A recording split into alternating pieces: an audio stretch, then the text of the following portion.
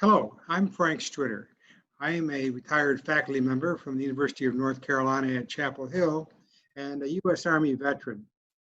Since retiring, I've been involved in researching and presenting talks on important figures in American military history from all conflicts. I've been interested in looking at several of them. And today I'd like to share with you a story about a submarine skipper from World War II that I think you'll enjoy. Eugene Bennett Fluckey was born in Washington, D.C. in 1913. When Fluckey was 10 years old, he was impressed by a radio speech by President Calvin Coolidge that he heard. Coolidge said, "Nothing in the world can take the place of persistence. Talent will not. Nothing is more common than unsuccessful men with talent. Education alone will not.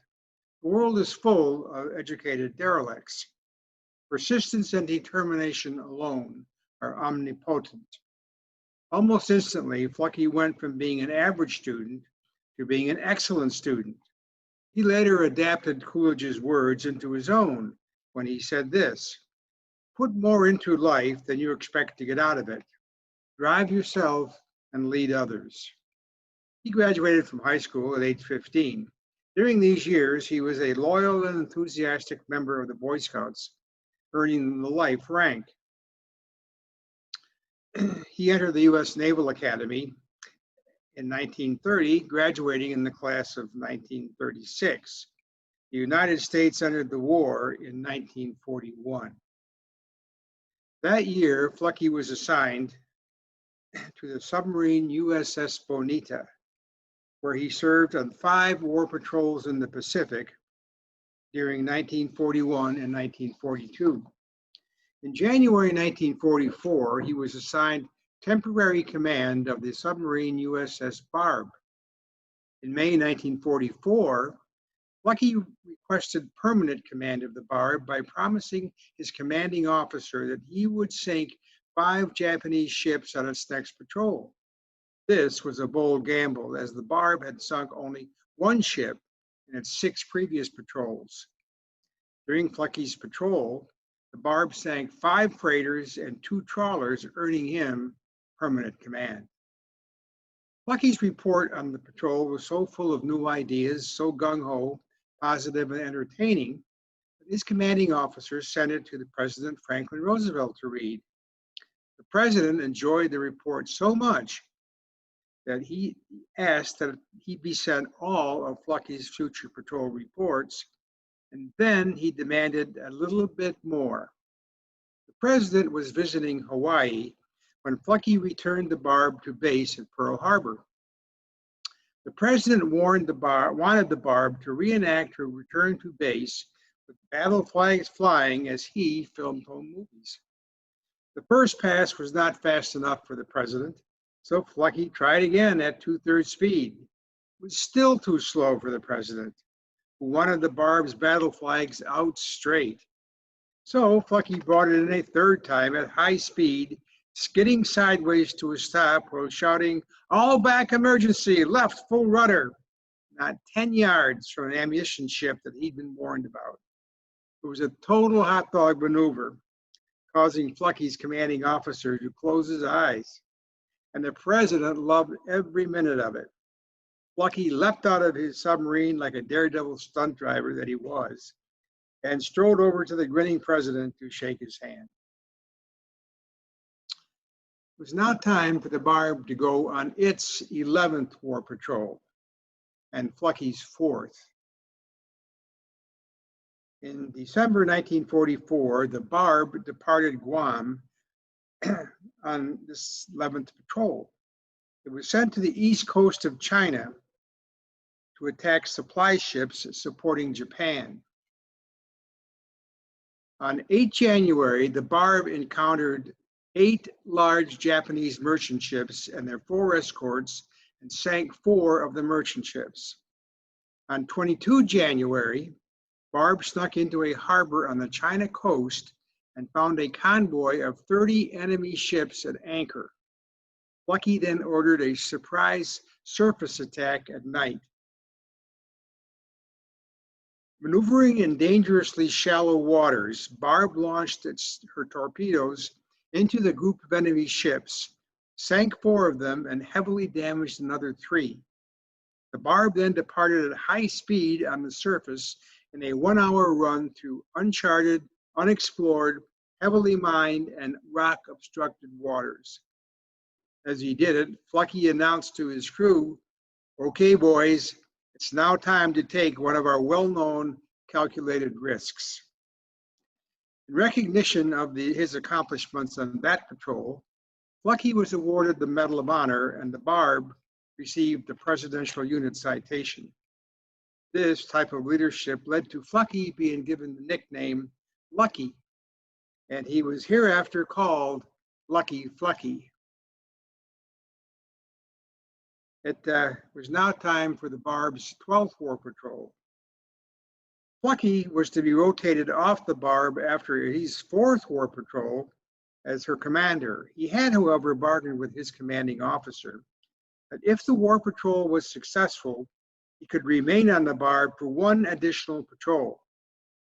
Fluckey held his end of the bargain, so his commander promoted him to lead to his 5th and final War Patrol. On that patrol, Fluckey volunteered his boat to try out an experimental Mark 51 rocket launcher and persuaded the engineers into installing the launcher on the Barb in time for this final war patrol. Fluckey wanted to prove that a submarine could be used to fire what he called ballistic missiles. Of course, they weren't. They were just rockets. He made the Barb the first and only rocket-launching submarine in World War II by using it effectively against various targets that he chose on the Japanese coast. The Barb was then deployed from Pearl Harbor to the northern coast of Japan. Its orders were to create a rumpus by attacking shipping wherever he found it. During that patrol, Fluckey pulled the Barb to within 1,000 yards of the Japanese coast. Well, so close, he spotted a train traveling on a nearby coastal railway. On 23 July, Fluckey decided to bag one of those trains by destroying one that was shuttling supplies and soldiers back and forth. He believed that he could land a patrol of saboteurs at night to plant an explosive charge on the tracks. The charge could then be detonated by a pressure trigger when a train passed over it. Fortunately, one of the sailors had the expertise to do it, and they agreed on a plan. Fluckey chose a volunteer raiding party of 8 of his crew to undertake this dangerous mission. One of the criteria he used in selecting the 8 was at least half of them had to have been Boy Scouts, because he knew that they would be tuned into woods lore, able to find their way in unfamiliar territory, and experienced in handling medical emergencies. At midnight on 23 July, Fluckey moved the 312-foot Barb. Now, think of the Barb as a football field, because that's as long as it was. He pulled it to a spot within 900 yards from the shore.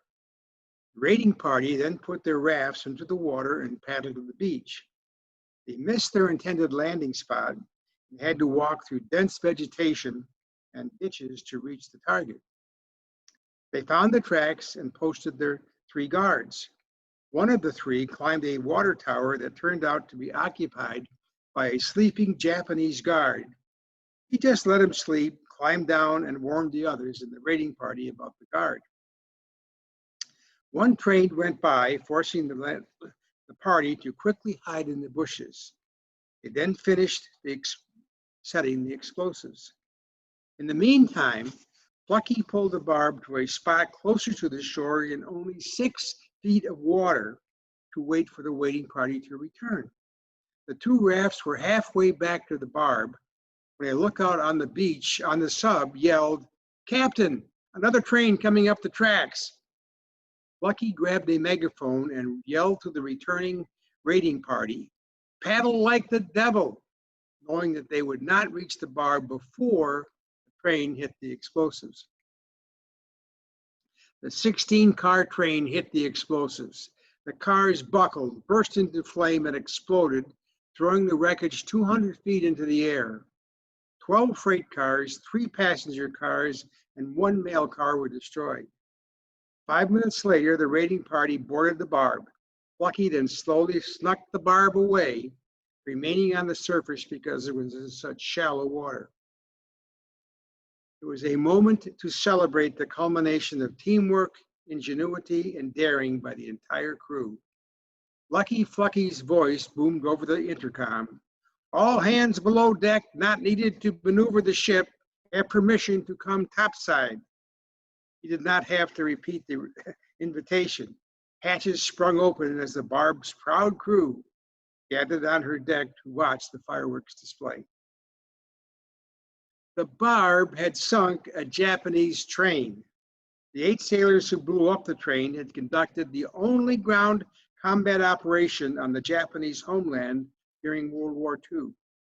The Barb had also become the only submarine in history to sink a land-based vehicle in combat. Fluckey brought the Barb back to base on Midway Island in early August 1945 for a red carpet welcome. The submarine's battle flag reflected Barb's remarkable accomplishments: 12 war patrols, 5 in the European theater and 7 in the Pacific, 6 Navy crosses, 23 silver stars, 23 bronze stars, and a Medal of Honor earned by members of the crew, a Presidential Unit Citation, a Navy Unit Citation, and 8 battle stars. It also shows the 34 merchant ships and 5 warships that had been damaged or sunk. The shore had been bombarded with rockets and guns, and ever so improbably, a train had been destroyed. And you can see the train in the middle of the bottom row of the flag. Yet, if you asked Fluckey which of the recognitions represented in that flag, Barb's battle flag, he was the most proud, he would say that it was one not on the flag, the Purple Heart. Despite sinking the most enemy tonnage of any submarine during World War II, not a single sailor on the USS Barb earned the Purple Heart. You can see the entire crew of the Barb in this photo, with Fluckey right in the middle, right behind the flag. Now you can tell from these incidents that Fluckey was a leader. Some of the characteristics of his leadership style were, first of all, he had confidence in and respect for the people on his crew. Fluckey often said, "So you goof. Do not hide it or cover it up. Do your best to correct your mistakes and do not be afraid to ask for help from anyone on the crew, top to bottom. You'll find people are complimented when you ask for help." He was a critical thinker, and he expected everyone on his crew to be the same. He said to more than one young sailor, "Son, we don't have problems here. We just have solutions. Come back when you have a solution we can discuss." Fluckey was a creative thinker. Just out of submarine school in 1940, squadron skippers voted him the least likely to succeed because he tended to rock the boat with so many new and different ideas. He continued to come up with them and test them throughout his naval career. He was fearless. His executive officer on the Barb nicknamed him the Galloping Ghost of the China Coast during his 11th submarine patrol because of the chances that he took to fulfill his mission. He was always humorous. One time he heard 2 of his lookouts giggling because they saw him scanning the horizon from the conning tower stark naked while waiting for delivery of a dry change of clothes. He thought it was funny himself, and he laughed with the 2 lookouts. He was unflappable. His wife said, he fits into every crowd and never met a person that he didn't know. He does not know what a temper is. I've never seen him lose control or be upset. He was inspirational. A former officer in his command said, he had a wonderful ability to make all of those around him feel good about life. He made them better than they really were. He talked personally with every young sailor in his command to encourage them to earn their college degrees after the war. Compassion. He was compassionate.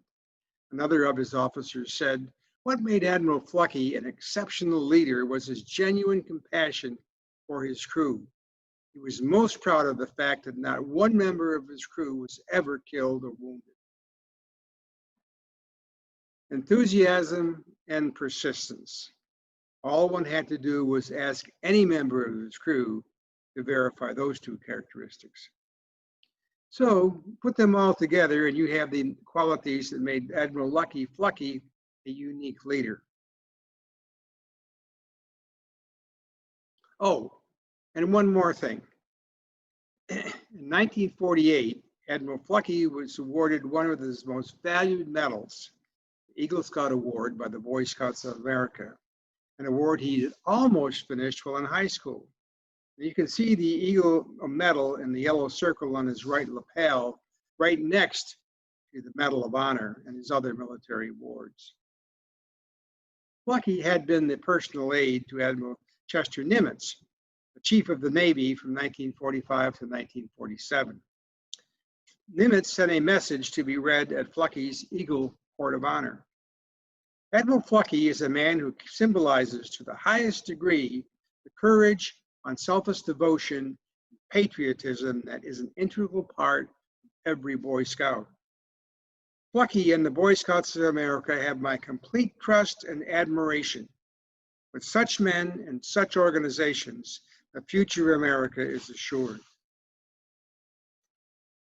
Fluckey retired from the Navy in 1972 and died in 2007 at age 93.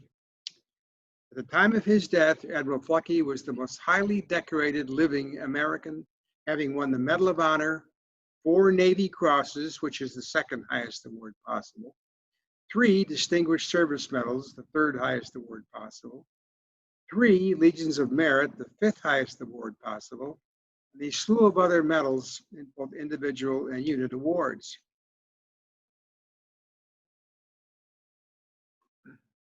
Our country may have leadership problems and issues today, but no one seems to offer solutions like Admiral Fluckey always tried to. I leave you with his advice, which was, serve your country well, put more into life than you expect to get out of it, drive yourself and lead others, make others feel good about themselves. They then will outperform your expectations and you will never lack for friends. We can all learn from Admiral Fluckey.